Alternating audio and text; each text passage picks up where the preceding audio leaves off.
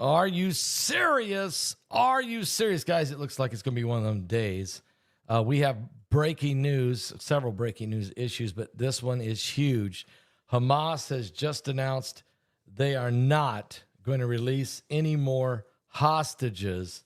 They say Israel has broken the agreement to the hostage system, or this. We're still in phase one. 21 hostages have been released over the last 5 weeks. Another 3 were going to get released this coming Saturday.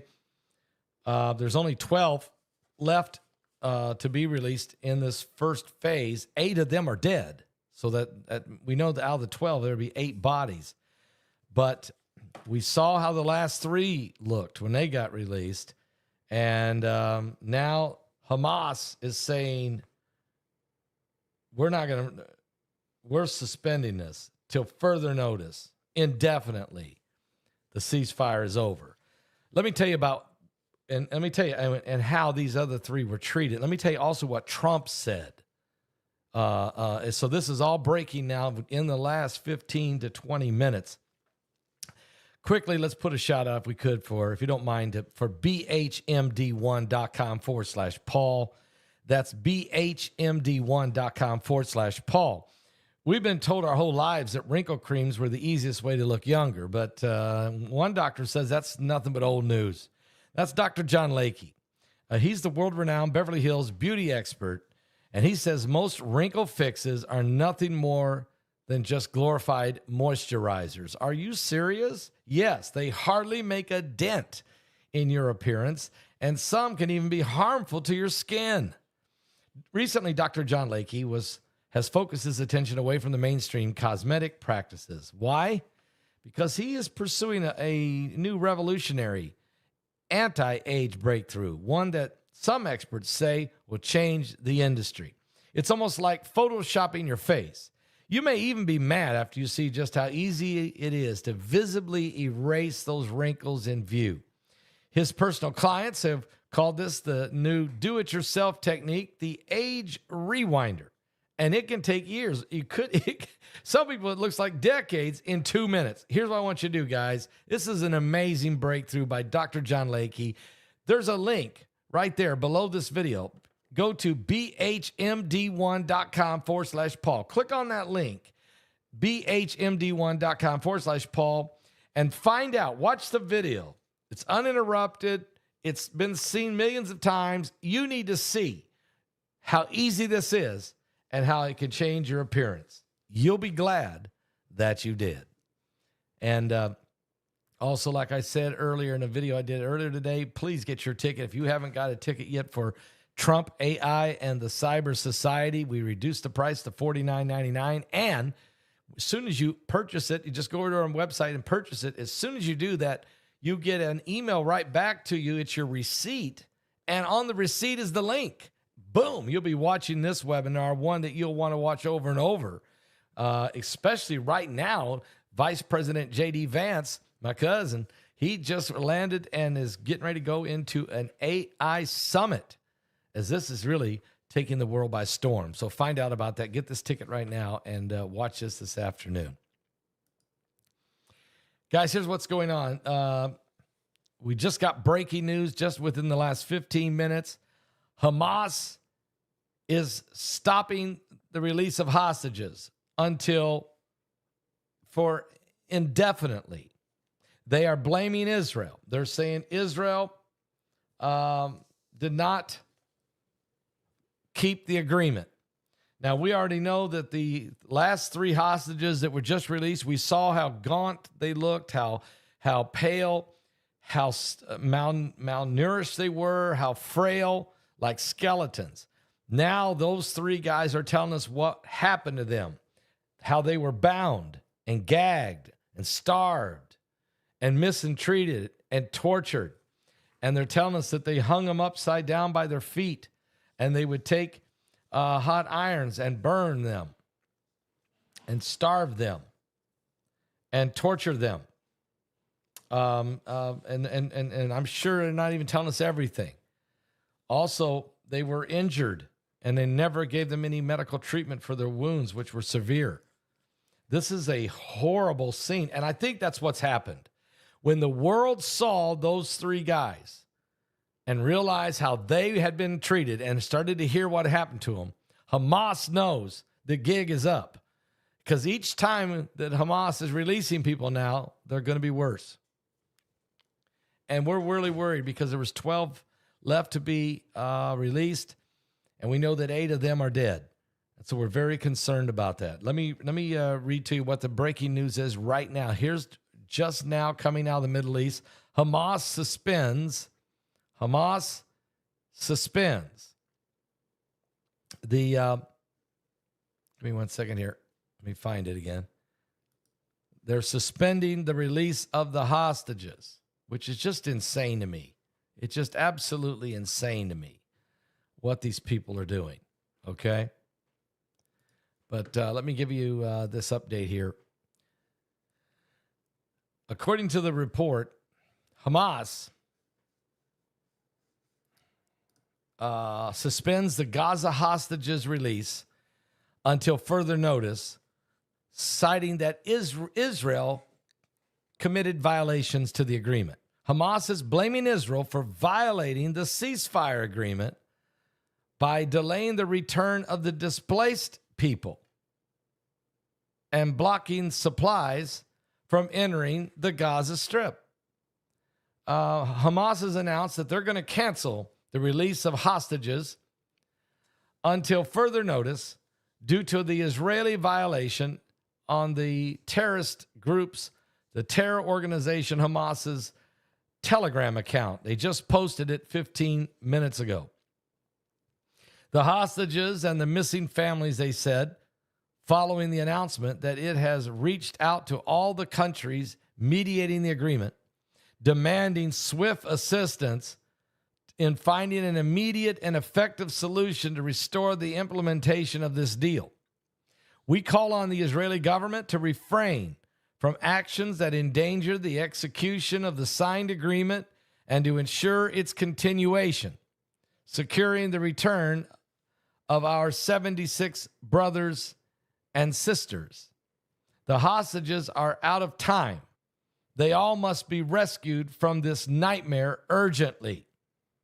They said they have officially contacted the government and the Intelligence Coordination Unit to clarify the situation and provide updates to all concerned families who fear for their loved ones. In other words, the families are saying there's 76 more hostages to go. We know about half of them are dead, but we don't know which ones are dead. So the families are in torment, not knowing if their loved one is alive or dead.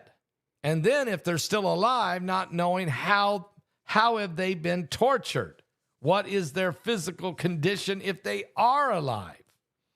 And are they alive or not? One Israeli official told the Jerusalem Post, he said, in his view, Hamas did not attempt to sabotage the deal in its latest statement. But another official told the Jerusalem Post that Hamas allegations of Israeli violations of the ceasefire agreement are fake, further arguing that the terror group is doing just that, terrorizing, and they're attempting to reignite a conversation before the second phase begins. Because Israel has continually said that Hamas will not be in charge of Gaza, that Hamas will be removed. Okay? Now, and something's going on here. I'm having trouble now. I don't think they want me to do this video. This is weird. Okay. So, according to the statements calling on the government to block the entry of aid trucks, I think that there's my screen keeps jumping on me. It's because I'm reading from the Jerusalem Post, and I'm sure it's hacking going on at Google because it says it's from the Google Chrome. So there's something going on here. This happens from time to time. You guys need to know that over the years, when you're dealing with Israel and the Holy Land, news you're trying to read or talk about, sometimes weird things happen with your computer or the software or the broadcast, all kinds of weird stuff. And I got a weird thing happening right now. Anyway, we demand that here's what Hamas says. We demand that the Israeli government and the prime minister immediately stop all trucks that are strengthening Hamas. If Hamas carries out its threats this coming Saturday and refuses to let us have our hostages, we will make sure to be there in the thousands. And as early as Sunday, stop the madness of the aid trucks to Hamas, says Hamas. And they then invited Israeli citizens to join in as the only civil action could be brought. So now you have two things happening. It's exactly what Hamas wants. Hamas is lying again and saying that Israel's not keeping their agreement, although I've seen thousands of trucks rolling into Gaza with supplies and food and water and all kinds of things. Hamas is trying to say, you guys are not doing your part of the deal. We're going to stop releasing hostages. That then caused the citizens of Israel to get angry at the Israeli government. So they believe the propaganda coming from Hamas, and all of a sudden now they're angry at their own government. They're saying, why are you doing that? And their own government saying, we're not. And so this is to turn the world and even to turn Israel's own people against Netanyahu and the Israeli government, which is exactly what Hamas wants to do. Now, during the past 3 weeks, this resistance leadership has monitored the enemy's violations and failure to abide by the terms of the agreement, Hamas says. The violations include delaying the return of displaced people to the northern Gaza Strip. In other words, they're saying Israel is not letting the people go back to their northern homes, targeting them with shelling and gunfire in various areas of the Gaza Strip. They're not allowing relief supplies of all kinds to enter in as we agreed upon, while the resistance has implemented all of its obligations. According to the handover of the Zionist prisoners who are scheduled, and they're not prisoners, they're hostages, who are scheduled to be released this next Saturday, February 15th, we will postpone until further notice until the occupation, meaning they're talking about Israel, commits and compensates for the entitlements of the past weeks retroactively. We affirm our commitment to the terms of this agreement as long as the occupation, or they're talking about Israel, commits to them, Hamas said. Defense Minister Israel Katz responded to Hamas's announcement, calling it an absolute, complete violation of the agreement.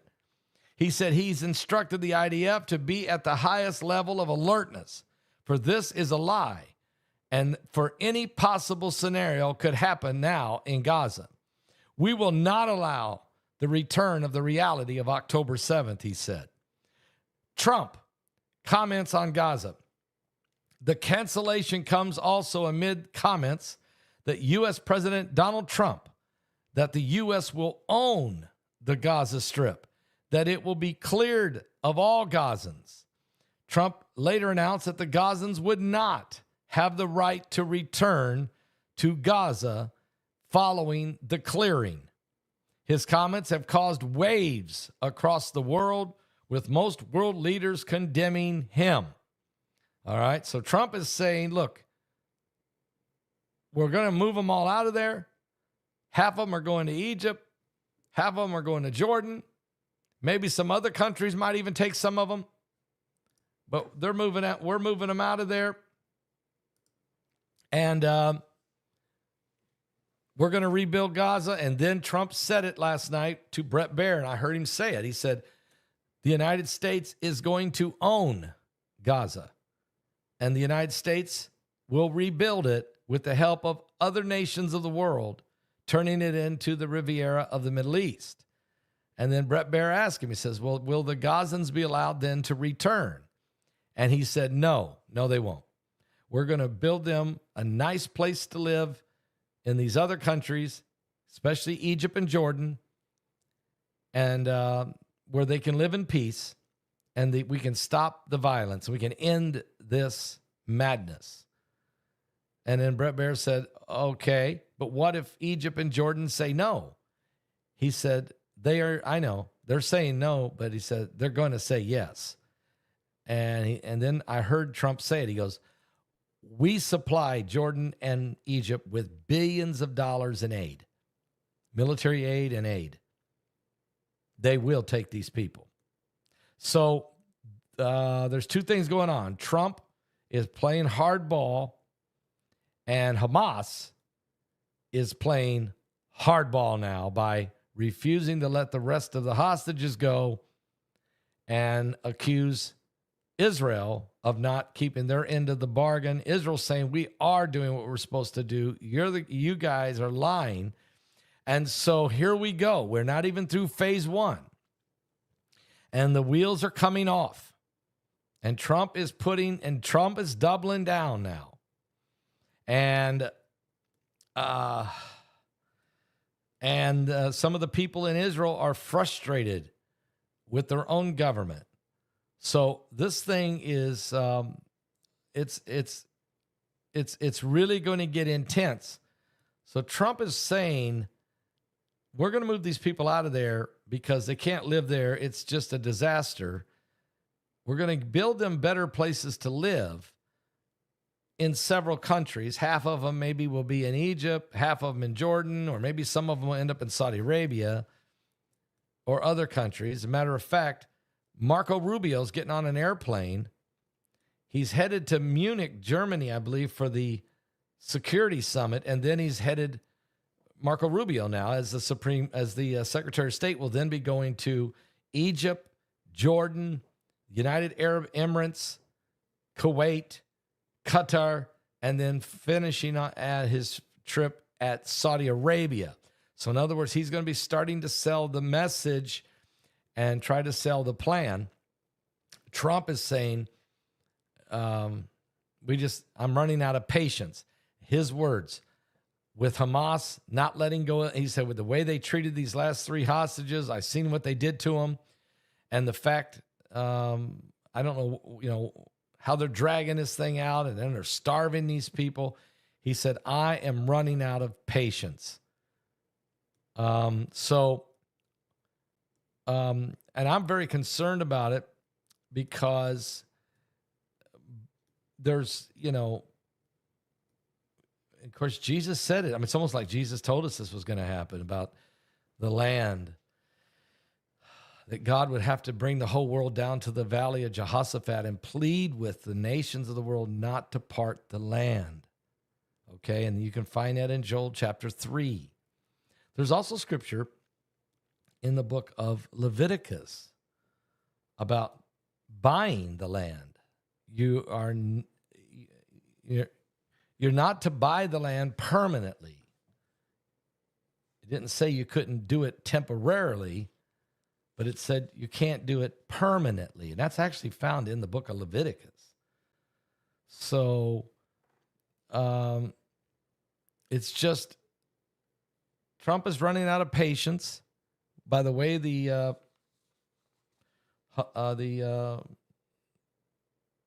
hostages are being treated. Matter of fact, let me just read to you what the hostages have said. This is really what's caused Trump to make this reaction.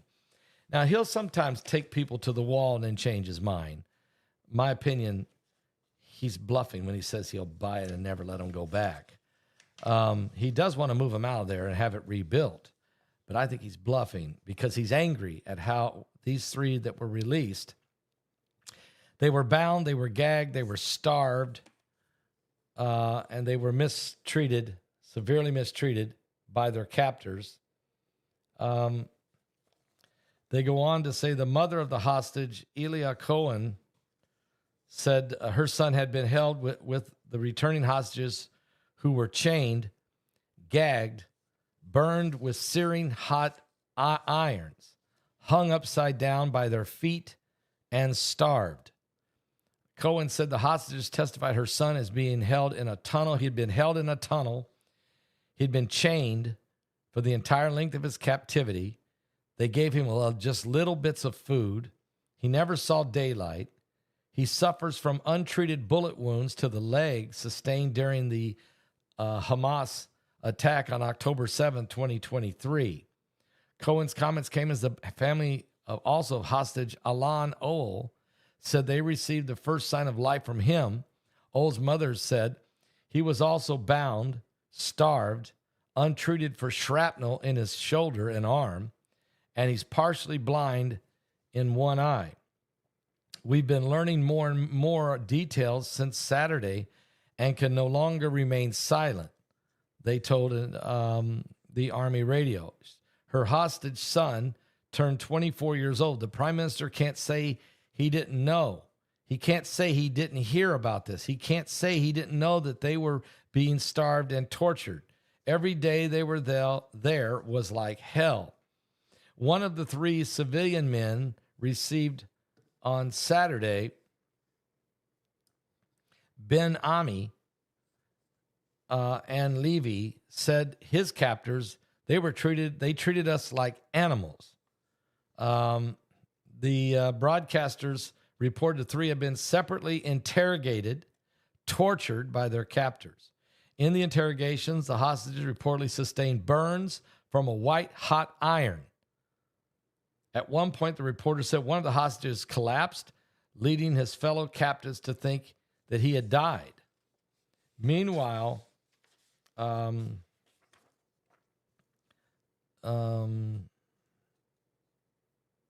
Vicky Cohen, the mother of the 20-year-old captive soldier named Nimrod Cohen, said that her son had been held for 6 months. She said the hostage told her Nimrod was held in the tunnel for most of his captivity. He was not bound, but he appeared to be in very poor physical and mental shape. Nimrod Cohen was said to trust that his family was doing everything to save him. So again, we're getting the horrific details now. They tied them upside down by their feet, would burn them with hot irons, would not treat their bullet wounds or shrapnel wounds, fed them like dogs, chained them in the darkness, and tormented them and tortured them and interrogated them and starved them and burned them and hung them by their feet. It was just some of the reports now coming in. I think this is partly why Hamas, there's 2 things happening. Hamas is, the first hostages they released were some of the older people, women, children, who didn't get treated nearly as bad. We don't know what they did to them, and you probably don't want to know. But now we're getting down to the nitty gritty, where we're seeing how they tortured some of the others, and I would say that as the more get released, the worse the torture and torment was. And also, I think that the number of them that are dead is going to be a higher percentage than what we originally were told. And so this is what's happening. The truth is starting to be revealed at how Hamas really treated these people. And when the people see that, then people like Trump make a response and say, I'm losing my patience. I am totally losing my patience. So this is going to get real ugly, guys. The most important thing we could do is pray. Pray for, first of all, the hostages and their families. Pray for them. Pray for the leaders of Israel and the United States. Actually, pray for Benjamin Netanyahu and pray for President Trump, because they're under severe pressure and they're getting advice from many different directions, and they have to keep their emotions in check, and they have to keep what they say in check. And we don't want them to make wrong decisions. But at the same time, they can't sit there and do nothing. They can't let this go on forever. How does this come to an end? How in the world does this come to an end? How does it come to an end?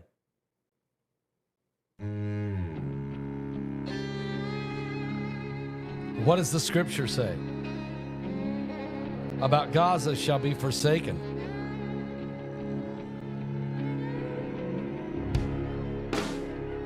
What's it say about the whole world brought down and asked not to part the land by God?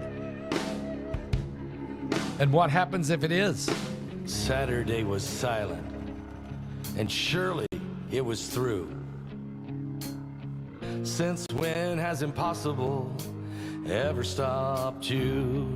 And Friday's disappointment is Sunday's empty tomb. Since when has impossible ever stopped you?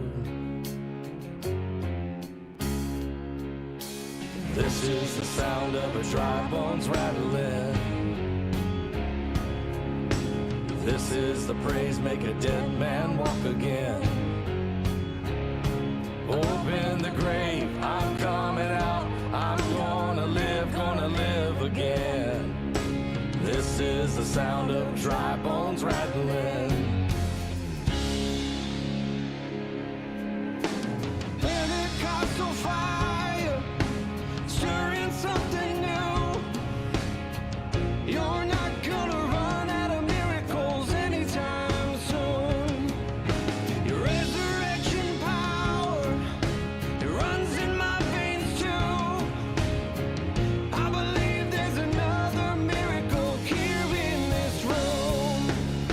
This is the sound of dry bones rattling. This is the praise make a dead man walk again. Open the grave, I'm coming out. I'm gonna live again. This is the sound of dry bones rattling. I tell you, I don't like how things are going. I just don't like how it's going.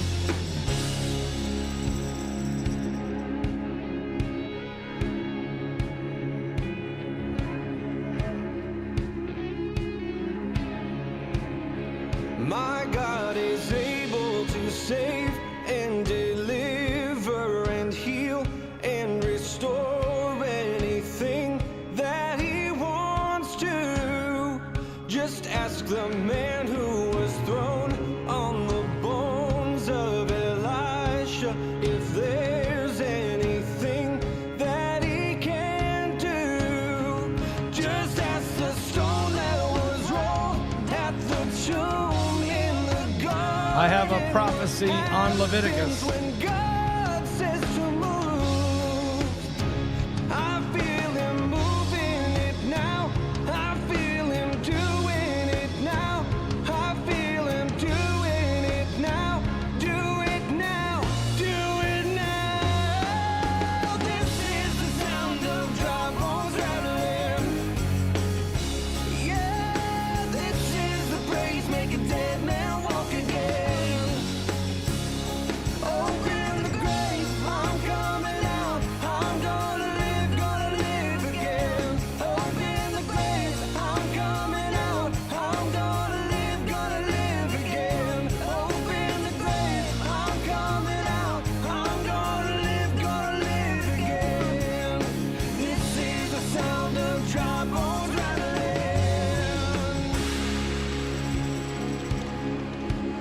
Oh man. We got a prophecy, Son of man, these bones shall live. Son of man, these bones are the whole house of Israel.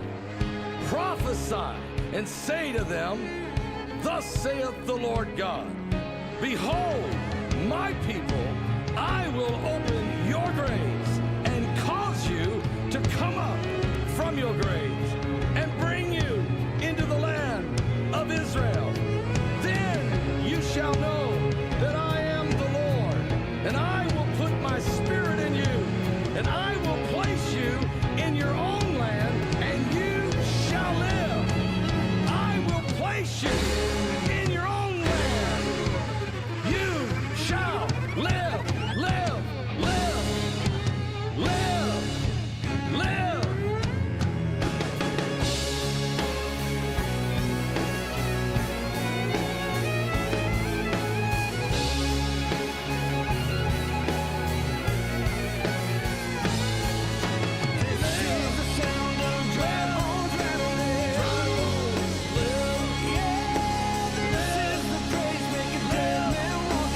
Dry bones live.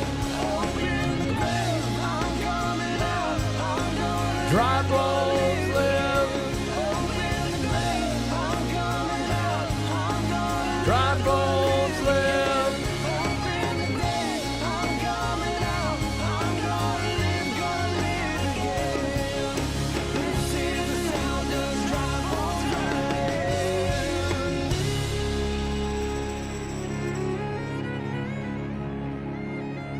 Wow. Ezekiel 37 was a prophecy that Israel would become a nation again, and it did. Isaiah 66 said that it would be done in one day, and it was. Joel 3 says, don't part my land. God will even bring the whole world down to the valley of Jehoshaphat, which is right there next to the wall, right between the Mount of Olives and the old city of Jerusalem, and beg the world not to part the land. And even in Leviticus chapter 25, verse 23, the scripture says, the land shall not be sold forever, for the land is mine. For ye are strangers and sojourners with me. I will look up and see what the original Hebrew says. That's the King James Version. But certainly God does not want the land parted or sold.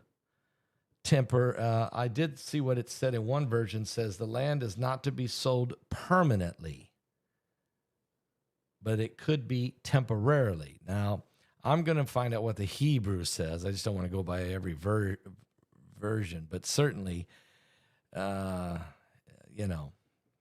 So we got hostages being tormented, hung upside down by their feet, starved, treated like animals, gagged, chained to walls in darkness, burned with hot irons and tormented, interrogated with unbelievable cruelty. Killed, murdered, raped, beheaded, babies burned in ovens. I mean, you name it, they've done it. So this is families are saying we got to get them. Israel says we're trying to get them, but to get them would require, what? I don't even know. I mean, they've been fighting for over a year. They have rescued a few, but you just can't. I mean, they hide them in these tunnels. It's a death trap for the soldiers. Even this is beyond my ability to reason, to think how people are inhumanely being treated, how Israel is being the people have been held hostage, taken, murdered. And even when you negotiate with them, they never keep their word. Hamas never keeps their word.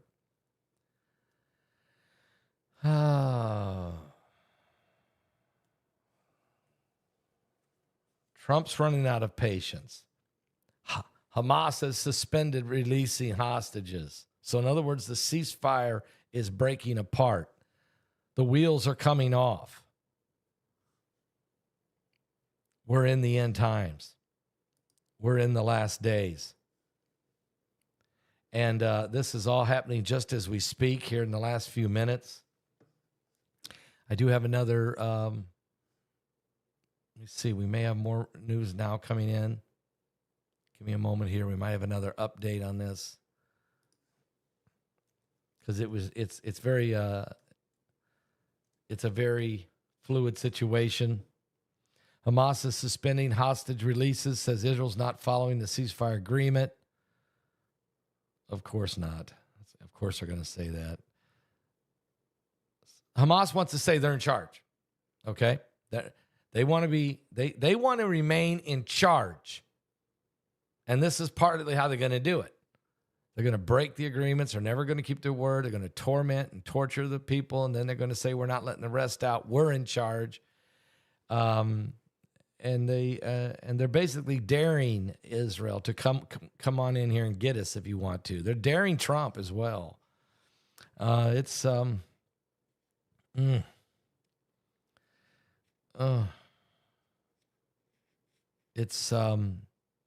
really hit a dangerous spot here, guys. We've really hit a very, very dangerous moment, which is what the Bible said would happen. Jesus said it this way, if you like to hear what he said. And this is interesting because Jesus 2,000 years ago was simply asked this question: can you tell us the sign of your coming and the end of the world? The disciples wanted to know what it would be like for him before he came back, his second coming. And Jesus gave us some clues. We don't like them because we don't want to know that it's going to get difficult. We don't want to know that it's going to get worse. So they asked Jesus, they were sitting on the Mount of Olives, and they asked him, and I've read this many times, but I want to take it past what I normally read. We all know that he said there'd be false Christ. There'd be people saying, I am Christ. That's, the Antichrist.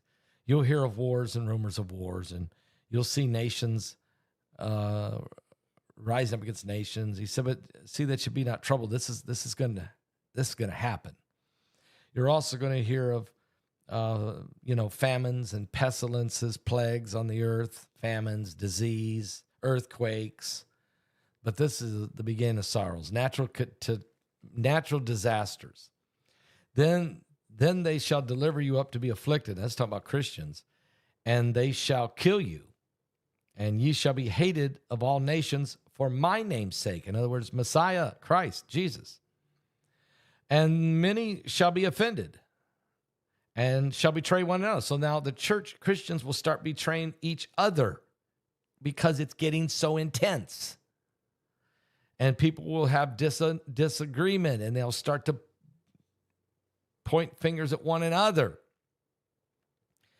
And many false prophets will then rise and start deceiving many, prophesying things and saying things that are contrary to the Bible.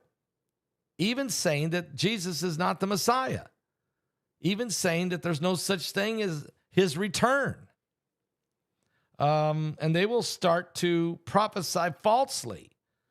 And because iniquity will abound on the world, the love of many will wax really cold. But he said, he that endures to the end, the same will be saved. And that the gospel of the kingdom will be preached into all the world for witness unto all nations, and the end is going to come. And you'll also see, when you therefore shall see the abomination of desolation, which was spoken of by Daniel the prophet, standing in the holy place, whoever readeth, let him understand. That's the Antichrist walking into the temple of God, standing, I guess, like the dream I had, standing right on top of the Ark of the Covenant, the mercy seat of Christ, and saying that he's God. Jesus said that's going to happen. And then Jesus said, and then let them which are in Judea flee into the mountains. Let him that's on the housetop not come down to get anything out of the house. Neither let him which is in the field return back to get his clothes. Because woe unto them that are with child and them that give suck in those days, because they'll kill you. If you try to go back, if you try to run in the house and get things before you leave, they'll kill you. And I was talking to Israel Hall about this, and he said, Pastor, they could have drones. Drones that identify you through facial recognition, and they'll just release them upon the public in Israel, and they'll hunt people down, the drones will, and kill them. If they recognize you, don't go back to your house. Don't try to get your clothes. Don't go where you can be identified. Run. Run into the wilderness, into the mountains. And pray it isn't on a Sabbath day. And pray for the women that are pregnant with child. And pray for those that are nursing young children. Because he says, for then shall be great tribulation, such as was not since the beginning of the world to this time, no, nor ever shall be. In other words, this will be the worst time of great persecution and tribulation that the world will have ever seen.